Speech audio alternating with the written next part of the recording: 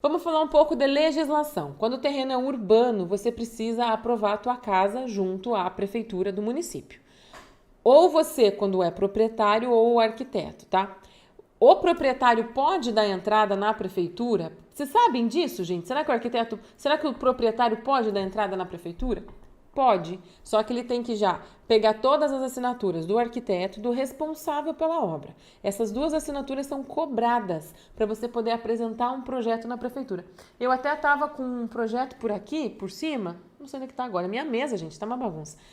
Aonde ele foi para a prefeitura, ele é um papel bem grandão assim, sabe? Que aí você dobra, ele fica tamanho A4 e você leva na prefeitura. Eu, particularmente, gosto de entregar tudo meio pronto para os clientes, mesmo nos projetos à distância, quando eles levam, apresentam até lá na prefeitura, eu já envio tudo bem certinho, a lista daquilo que eles podem imprimir lá, que não precisa eu assinar manualmente, né? E enviar para eles por correio, então isso tudo vai num e-mail bem bonitinho. Item, por exemplo, digamos que as prefeituras pedem 10 itens. 5 eles vão ter que imprimir lá, porque eu não preciso assinar, e 5 eu preciso assinar. Os que eu preciso imprimir lá vai bem bonitinho na lista, só imprimir, eles mesmos assinam, eu falo aonde. E os outros itens eu já mando bonitinho num pacotinho assinado. Às vezes algumas prefeituras pedem até projeto de muro de arrimo. A fachada parece sempre ser algo irrelevante.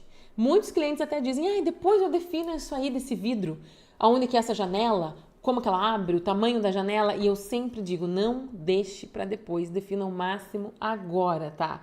Porque quando a gente fala de legislação, tem prefeituras que sim, que elas cobram as 4 fachadas da casa. Os 4 lados da casa têm que aparecer para você poder aprovar junto à prefeitura. Por isso é importante você definir as janelas e portas no projeto arquitetônico. Aqui a gente tem um exemplo de uma fachada frontal de um projeto aprovado por nós. Eu trouxe esse porque esse é muito simplesinho, muito fácil de entender. Essa fachada frontal, uma janela em fita, uma porta de entrada. Aqui é uma fachada lateral. A fachada no projeto tem o nome de elevação. Então é normal, elevação A, elevação B. E aí você pode estar se perguntando, Edna, e aquela fachada que não tem janela? Você faz do mesmo jeito. E tem uma questão interessante. Esse projeto, você tá vendo esse projeto aqui? Repare como em nenhum lugar aparece muro. Porque para essa prefeitura, a gente conseguiu aprovar esse projeto em uma unificação de terreno. Então, para ela não importava o muro. Agora, algumas prefeituras, a fachada, o que se enxerga? O muro, tampando o térreo e tudo que tem para cima que aparece. As prefeituras muitas vezes cobram enxergar o muro, porque para elas, às vezes, é mais importante a altura do muro com o vizinho e quanto você vai manter de privacidade da tua casa e quanto você vai invadir a privacidade do vizinho, do que efetivamente o tamanho das janelas. Mas uma vez aprovado o tamanho da janela, vamos olhar essa aqui, ó. Essa aqui é uma janela padrão, 1,50 m por 1 de altura. Eu não arrisco aumentar essa janela, por exemplo. Vamos aumentar, nem diminuir. Diminuir é mais perigoso ainda, depois de aprovado na prefeitura. Edna, por que eu não posso diminuir uma janela? Por que é mais perigoso? Porque cada cidade tem um código de obras. Você está prestando atenção? Cada cidade tem uma regra chamada Código de Obras. E lá ela fala a área mínima que cada cômodo tem que ter de iluminação e ventilação. Então, uma vez que você aprova na prefeitura, se você for diminuir e diminuiu durante a obra, vai que a dona prefeitura, na hora de fiscalizar e dar o teu CVCO, que é o teu certificado de conclusão e vistoria de obra, ela fala, não, essa janela aqui não atende. A iluminação e ventilação mínima não está conforme o projeto, mude. Aí, a tua obra nova já começa um quebra-quebra. Por isso, é muito importante definir as fachadas e aprová-las na prefeitura, tá? Fachadas é prioridade? E agora atenção, porque depende do cliente e depende do projetista. Eu costumo dizer, se você é meu aluno ou se você é meu cliente de projeto, você já deve ter me ouvido falar em algum momento que eu sou uma arquiteta onde a forma segue a função. Então, eu parto da função para a forma. Depois da minha função estar muito bem esclarecida em plantas e cortes, aí que eu vou pensar na fachada. Essa é a forma com que eu penso, eu trabalho. É muito mais difícil para mim pensar no inverso, tá? Mas, por exemplo, a gente tem em Curitiba um museu chamado Museu do Olho, que imagino eu partiu do olho para daí resolver o que ia caber lá dentro. E esse cantinho aqui, ó, do olho, até hoje eu não sei direito o que tem lá.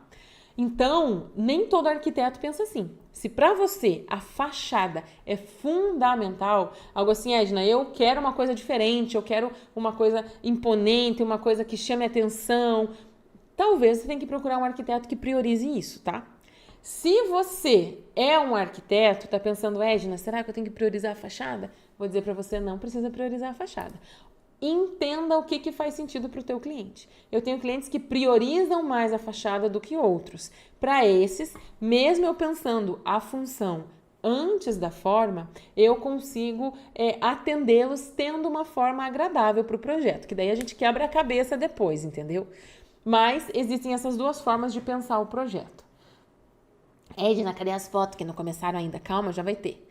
Ó, então, se a fachada for prioridade e quantas prioridades teu projeto pode ter? No máximo 3 prioridades. Não vá traçar 10 prioridades, que daí nada vai ser prioridade. E se você tentar atender a todas essas prioridades, é provável que nenhuma delas você atenda bem. E aí teu projeto vai ficar manco em vários aspectos, tá? Projetista, entenda o quanto a fachada é importante para o cliente, porque nem sempre é. Então aqui eu trouxe 2 exemplinhos de desenhos de casa. Digamos que o cliente fale, olha, eu gostaria de uma parte da casa, 2 andares com mezanino e a outra térrea, para pôr a garagem. Vocês reparem, é desenho, gente, do Canva. A dona arquitetinha aqui teve a sorte de achar esses 2 desenhos prontos para baixar. Então, desse lado aqui você tem uma casa 2 andares e não dá a impressão que aqui você tem só a garagem térrea? É exatamente a mesma coisa aqui, ó. Tenho 2 andares e aqui eu tenho só a garagem térrea. Eu achei interessante que quase que até as janelas têm o mesmo número de janelas e tudo mais. Então, eu acho bem legal esse exemplo para você entender que só esse pedido não traz a fachada da casa. A fachada da casa depende do estilo. Aqui você tem uma mais clássica, uma mais moderna, uma que tem uma manutenção facilitada, com telhado aparente, outra que tem uma manutenção um pouco dificultosa, com telhado embutido, mas ambas estão bonitas, ambas fazem parte de estilos diferentes. A fachada de uma casa em estrutura metálica, falando de legislação, ela não muda nada, tá? Ela é aprovada da mesma maneira. Você não precisa ficar indicando todo o tempo que tem estrutura metálica. Só em elementos que você acha que sejam elementos chaves para o teu projeto. Só que a estrutura metálica tem grandes vantagens quando você fala de fachada. A primeira delas é a versatilidade. São em vários elementos que você pode usar. Não é só de um jeito, né? Vamos ver quais elementos são esses. Por exemplo, o pergolado. Eu adoro quando você consegue encaixar um pergolado em algum cantinho da casa, porque ele dá movimento para a fachada. Ele quebra um pouco aquela fachada mais minimalista. Às vezes você não quer uma fachada minimalista e um pergolado é um ótimo recurso para isso. Outra opção, chapa perfurada. Eu estou sugerindo agora uma no projeto da Casa Gema. Alguém viu um story meu falando sobre a Casa Gema? Que é gema, que não é gema de gemer, não é gema do ovo, é gema de pedra preciosa. Ah, eu achei incrível. Bom, lá eu tô sugerindo uma chapa perfurada em frente à porta de entrada, para dar alguma forma de privacidade e proteção. Outra versatilidade da estrutura metálica são elementos vazados. Você pode pensar em elementos vazados como uma chapa perfurada, uma chapa cortada a laser, como brises, como repetições de pequenos metalon, por exemplo.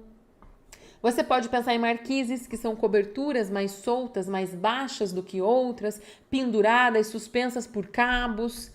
E você pode pensar em brises. São só algumas possibilidades que o uso da estrutura metálica permite. O que tem nesses elementos, Edna, quando a gente usa a estrutura metálica? Eles são leves, eles não pesam na fundação, eles não pesam quando você vai fazer, nem no transporte. Se a tua casa inteira já vai ser em estrutura metálica, você incluir um elemento desse, o valor dele dissolve-se, claro. Se não for um exagero, que a gente vai ver aqui hoje alguns exageros em algumas fachadas. Se não for um exagero, o valor dele se dissolve no restante. Então, o frete já está indo para a tua obra, põe aí mais esse pergoladinho que cabe. vai para a obra, o frete já está incluso. A mão de obra já está indo para a tua obra, então é muito mais fácil você negociar. Aqui eu nem estou falando de guarda-corpo, de escada, que isso aí tudo a gente sempre fala que são itens que você tem que adicionar no pacote da estrutura metálica, porque dessa forma ela se torna mais viável. Esses elementos a gente vai dar uma olhadinha agora rapidinha em exemplos de fachadas. Ó. Por exemplo, essa fachada aqui, repare como ela tem esse painel, esse brise. O termo brise é mais usado quando ele tem uma função de proteção do sol. Aqui, eu não sei se tem, porque esse sol aí não tá dando seu ar da graça, né? Então, não sei se ele é bem brise ou não é. Mas ele é tipo um painel ripado, metálico. Na minha opinião, fez total diferença nessa fachada que não ia ter nada. Ia ser uma fachada de galpão. E aí ele entrou, além de dar essa privacidade, de talvez proteger do sol, ele também fez essa composição estética, deixando a fachada com um pouco mais de movimento. E vocês vão reparar que movimento numa fachada é uma coisa bem legal. Elementos vazados, como o da fachada dessa casa aqui. E aqui a gente está falando de fachada frontal. Porque geralmente a composição estética, a gente se preocupa na fachada frontal, gente. Porque o resto é o resto, ninguém consegue nem tirar foto, né? Veja, por exemplo, essa casa aqui, ó. Olha como essa casa tá pertinho dos vizinhos. Quem que vai enxergar a fachada lateral dessa casa? Você só enxerga os pedaços, não dá nem para tirar foto. Então, a gente está falando mais da fachada frontal, nesse caso aqui de elementos vazados, de composição estética dela. Aqui a gente tem esse elemento vazado que não é bem um pergolado, tá? Se configura como um elemento vazado mesmo, ele é mais leve que um pergolado, né? Não tem tanta repetição, nem tantos elementos. Então, além dessa plasticidade, ele dá uma certa proteção do sol. E essa mesma casa, a fachada dos fundos, é essa, ó, com outro elemento vazado, que tem aqui muito mais a função de plasticidade do que proteção do sol.